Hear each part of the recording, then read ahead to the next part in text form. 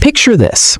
You're standing at the checkout line with two credit cards in your wallet. One says Visa, the other says American Express. To most people, they look almost identical. They both let you pay, they both fit in your pocket, and they both seem to do the exact same job. But here's the twist. One of those cards follows the rules of the payment industry. The other spent decades rewriting them. And that single decision turned American Express into one of the most recognizable financial brands on the planet. But it also created a problem that still follows the company today. A problem so unusual that some businesses would rather lose a customer than accept an Amex card. Why? We'll get there. Because to understand American Express, you first have to forget almost everything you think you know about credit cards.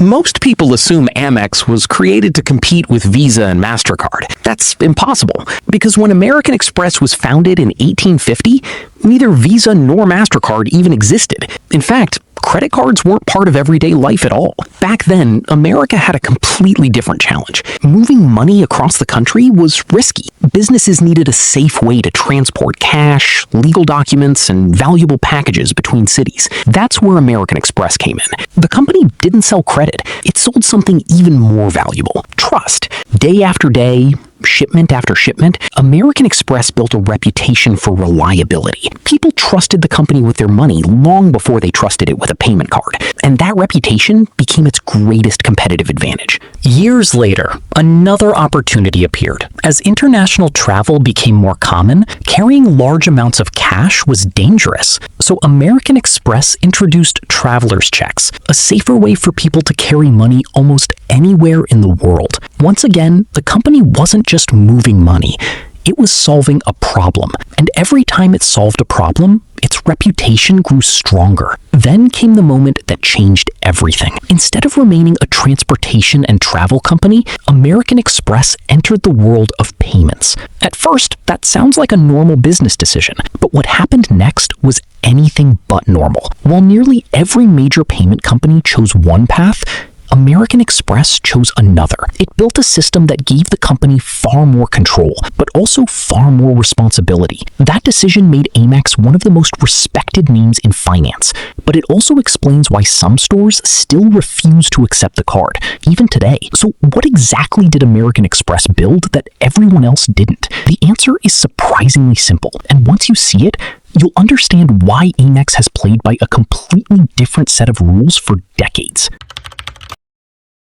So, what was that decision that made American Express so different? To answer that, imagine you're buying a $100 pair of shoes. You tap your card, grab your bag, and walk out. The entire payment takes just a few seconds. Simple, right? Not exactly. Behind that one transaction, multiple companies are working together. If you pay with a Visa or MasterCard, the card in your wallet is usually issued by a bank. Visa or MasterCard doesn't lend you the money. Instead, they operate the payment network that connects your bank, the merchant's bank, and the store. Think of them as the highway. They move the payment from one place to another. Now, here's where everything changes. American Express decided not to just build the highway. In many cases, it wanted to own the car, the road, and even the toll booth. That means Amex often issues the card, manages the customer relationship, processes the payment, and provides the rewards, all within the same ecosystem. At first, that might sound like a small difference, but it's actually the foundation of the entire company. Because when you control more parts of the transaction, you also collect more data. You understand how customers spend, where they travel, what they buy, and what rewards keep them coming back. That information allows American Express to create highly targeted offers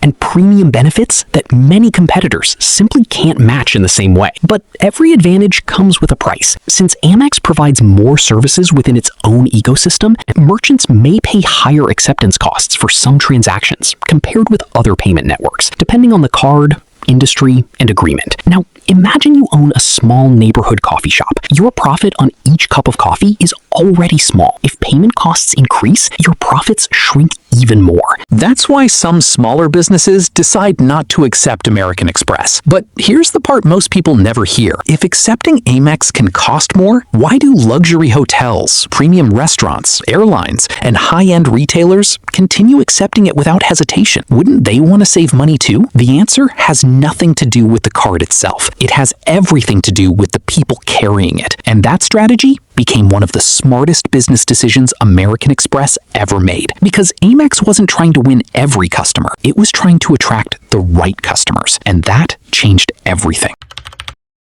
So who are the right customers American Express has spent decades trying to attract? The answer isn't simply wealthy people. It's people who use their cards regularly, pay for travel, dine out, shop frequently, and value premium experiences. That's an important difference because American Express never wanted to become the biggest payment company. It wanted to become one of the most profitable. And that strategy changed everything. Imagine you own two businesses. The first serves 1 million customers who rarely spend. The second serves half as many customers, but they spend significantly more over time. Which business would you rather own? That's the philosophy American Express has followed for decades. Instead of chasing every possible customer, it focused on building long-term relationships with customers who would continue using their cards year after year. But here's the question. If Amex offers airport lounge access, travel credits, purchase protection, extended warranties, and generous rewards, who actually pays for all of it? It almost feels too good to be true. The answer is surprisingly simple. American Express doesn't rely on a single source of income. It has built a business with multiple revenue streams working together. The first is merchant revenue. Every time you use an Amex card at a participating business, the merchant pays a processing fee. The exact amount varies, but those fees have historically been an important part of the company's business. The second source is interest. If a cardholder carries a balance on eligible credit cards instead of paying it in full, interest charges can generate additional revenue. Of course, paying your balance in full each month helps you avoid those charges. Then come annual fees. Some Amex cards don't charge one at all. Others charge hundreds of dollars a year because they include premium benefits that frequent travelers or heavy spenders may find valuable. And finally, there are partnerships. American Express works with airlines, hotels, retailers, and entertainment companies to create exclusive offers and loyalty programs. These partnerships strengthen the entire Amex ecosystem while creating value for both customers and businesses. Now step back and look at the bigger picture. Merchant fees, interest, annual fees, partnerships. None of these streams has to carry the entire business alone. Together, they create a model that's helped American Express remain one of the strongest financial brands in the world. But here's where the story takes another turn. If Amex is known for premium customers, does that mean the average person has no chance of getting one? That's one of the biggest myths surrounding American Express, and the truth is far more surprising than most people realize.